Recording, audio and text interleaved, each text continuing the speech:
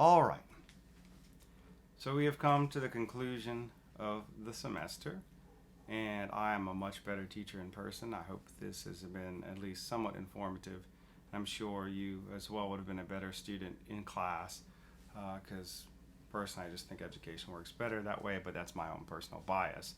I definitely think music is meant to be talked about in groups and maybe listened to in private sometimes. But the final exam. So the final exam is a series of questions that are matching, multiple choice, and word bank. Attached on an announcement with a link to this video is the study guide. For every single question, you are given the answer except a few at the bottom.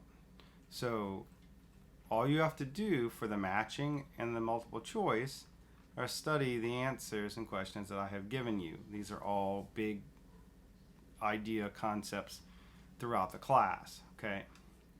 The questions that I do not give you the answers to that you're going to have to actually kind of study and look up have to do with the two documentaries that I asked you to watch last week. The one on the Antarctica Kunst, the German Hitler art exhibit of degenerate art, and the shorter one on German Expressionism, the legacy of that in American film.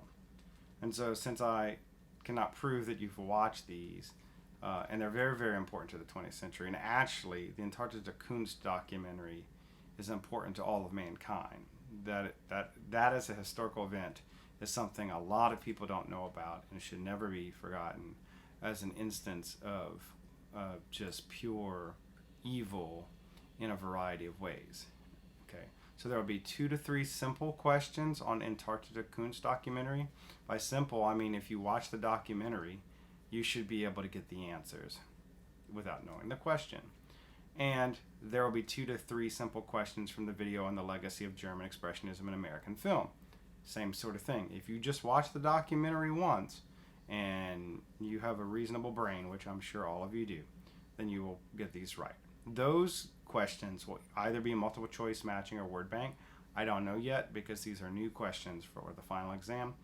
And so I will see how I'm going to divvy that up. The answers will be there, however, so this is not a fill in the blank or an essay question or anything like that. The answers will be available to you. You'll just have to know which one is correct. Okay, so that essentially is in a nutshell is the final exam. There will be a 20th century listening, which you'll have a list to, and that's the last grade for the listening exams. Again, technically our exam is Monday of next week, but I will go ahead and open these probably on Sunday, maybe Saturday if I'm moving fast, and I'll close them probably on Thursday. You'll get an announcement in so that you have time to, more time since the romantic listening exam is due Friday because we've got a tad behind on that. So you will have plenty of time. And the 20th century exam is essentially the easiest listening exam. 20th century music is so vastly individual that if you listen to the pieces one time, you almost can't miss them. Just to wrap up, we started the class with what is music, and I was this alien from the planet Sirius, or planet Sirius, I think, and we tried to put into words a vocabulary that we could all share to discuss music. And John Cage, in his 4 minutes and 33 seconds of this week's lectures, kind of asked that question too when people begin to say, well, if you're going to say what I listen to or what I compose is not music, then what is music and what would you call what I write? So in modern music, sometimes we talk about sound sculptures or sonic events more so than music, just as a different term to discuss certain events. So hopefully what this class has done has given you appreciation for how music is tied to culture, to society, and to technological advancements. And so with every turn of a technological advancement or a fall of a regime, with every turn of a culture or a small group of people or a village, music is one of the things or one of the languages that tell us, describe to us, and remind us of what mattered to them. And it's a reflection of the times, encapsulated by history. And if music is really good, it stands beyond the time in which it's written. And so when you talk about bands today that have been around for 40 or 50 or 60 years, those guys have superseded their historical time period of sorts. In other words, people still listen to the Beatles in large numbers, but we don't live in the Beatles time period at all. As we sit here in this coronavirus pandemic, and I'm sitting here on my iPhone recording this for you. So the real goal is hopefully you found some piece of music you liked. Maybe you recognize some of these tunes and didn't know where they were because they're in your everyday lives sometimes.